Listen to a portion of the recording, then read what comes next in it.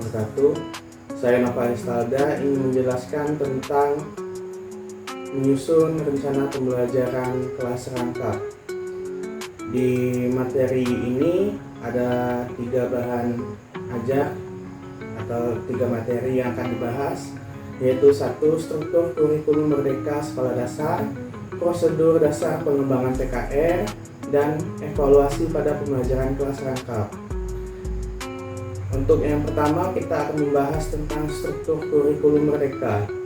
Struktur kurikulum pada pendidikan dasar dan pendidikan menengah dibagi menjadi 2 kegiatan, yaitu 1. Pembelajaran intrakurikuler dan proyek penguatan profil pelajar Pancasila.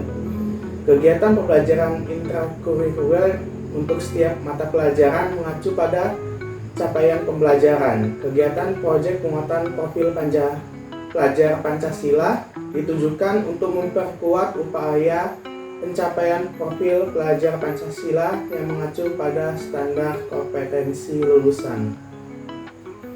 Pemerintah mengatur beban belajar untuk setiap muatan atau mata pelajaran dalam jam pelajaran atau JP per tahun. Satuan pendidikan mengatur alokasi waktu setiap minggunya secara fleksibel dalam 1 tahun ajaran. Satuan pendidikan dapat menambahkan muatan tambahan sesuai karakteristik satuan pendidikan secara fleksibel melalui 3 pilihan sebagai berikut. 1. Mengintegrasikan ke dalam mata pelajaran lain. Yang kedua, mengintegrasikan ke dalam tema proyek penguatan profil pelajar Pancasila. Dan yang ketiga, mengembangkan mata pelajaran yang berdiri sendiri. Struktur kurikulum SD atau madrasah. Struktur kurikulum yang sederajat dibagi menjadi 3 fase, yaitu fase A untuk kelas 1 dan kelas 2, fase B untuk kelas 3 dan kelas 4, fase C untuk kelas 5 dan kelas 6. SD dapat organisasikan muatan pembelajaran menggunakan pendekatan mata pelajaran atau tematik. Proporsi beban belajar di SD terbagi menjadi 2, yaitu A. Pembelajaran intrakurikuler dan proyek penguatan profil pelajar Pancasila. Pelaksanaan proyek penguatan profil pelajar Pancasila dilakukan secara fleksibel, baik muatan maupun waktu pelaksanaannya. Nah, ini adalah contoh alokasi waktu mata pelajaran SD pada kelas 3 sampai 5. Asumsi 1 tahun sama dengan 36 minggu dan 1 JP itu adalah 35 menit. Dengan keterangan diikuti oleh peserta didik sesuai dengan agama masing-masing. Yang kedua, satuan pendidikan menyediakan minimal 1 jenis seni, baik itu seni musik, seni rupa, seni teater, dan atau seni tari. Peserta didik memilih 1 jenis seni. Yang ketiga, paling banyak 2 JP per minggu atau 72 JP per tahun sebagai mata pelajaran pilihan. Total JP tidak termasuk mata pelajaran bahasa Inggris, muatan lokal, dan atau mata pelajaran tambahan yang diselenggarakan oleh satuan pendidikan. Struktur kurikulum SD secara umum. Yang pertama, mata pelajaran bahasa Inggris merupakan mata pelajaran pilihan yang dapat diselenggarakan berdasarkan kesiapan satuan pendidikan. Pemerintah daerah melakukan fasilitasi penyelenggaraan mata pelajaran bahasa Inggris, misalnya terkait peningkatan kompetensi dan penyediaan pendidik. Struktur kurikulum SD secara umum pun terdapat muatan pelajaran kepercayaan untuk penghayat kepercayaan terhadap Tuhan Yang Maha Esa, dilaksanakan sesuai dengan ketentuan peraturan perundang-undang yang mengatur mengenai layanan pendidikan kepercayaan terhadap Tuhan Yang Maha Esa. Satuan pendidikan penyelenggaraan pendidikan inklusif di SD menyediakan layanan program kebutuhan khusus sesuai dengan kondisi peserta didik. Dan yang terakhir adalah mengidentifikasi dan menumbuhkan minat, bakat, dan kemampuan siswa. dilakukan oleh guru yang melaksanakan fungsi bimbingan dan konseling. Kita masuk ke materi yang kedua, yaitu prosedur dasar pengembangan PKR. Yang pertama adalah analisis kebutuhan siswa, identifikasi potensi dan perkembangan siswa, melihat potensi dan perkembangan individu siswa untuk menyesuaikan pengajaran dengan kebutuhan mereka. Evaluasi kemampuan awal, menguji kemampuan awal siswa untuk menentukan titik awal pembelajaran yang tepat. Dan yang ketiga, memahami lingkungan sosial dan budaya. 2.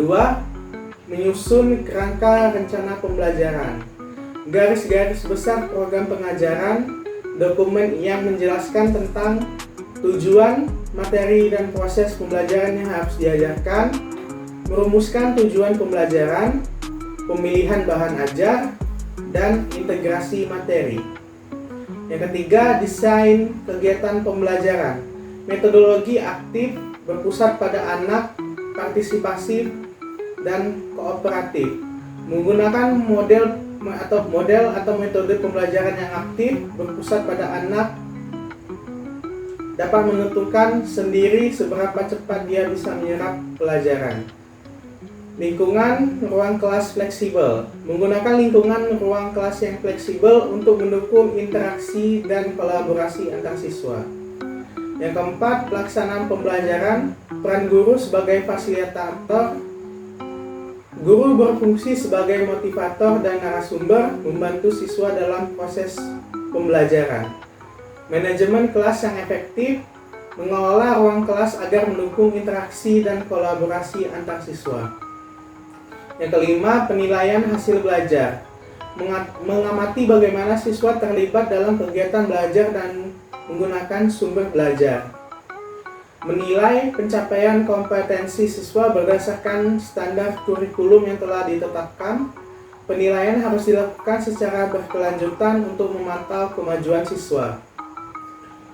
Yang terakhir adalah materi evaluasi pada pembelajaran kelas rangkap. Evaluasi mencakup pemantauan terhadap ketersediaan sarana dan prasarana yang mendukung pembelajaran kelas rangkap, penilaian terhadap kurikulum yang diimplementasikan, serta evaluasi terhadap peran sumber daya alam. Maksudnya peran sumber daya manusia, termasuk guru dalam menanggapi kebutuhan dan tantangan unik pembelajaran kelas rangkap. Hasil evaluasi ini akan memberikan gambaran holistik tentang efektivitas dan dampak pembelajaran kelas rangkap terhadap minat belajar siswa. Evaluasi pembelajaran kelas rangkap bertujuan untuk 1. Menilai kualitas pembelajaran di semua kelas yang diajar oleh guru yang sama. 2. Mengidentifikasi perbedaan dalam interaksi siswa guru, partisipasi siswa, dan hasil belajar antara kelas-kelas. Yang ketiga, mengidentifikasi faktor-faktor penyebab perbedaan dan potensi solusi yang dapat diterapkan. Ada kriteria evaluasi. Yang pertama, design stage.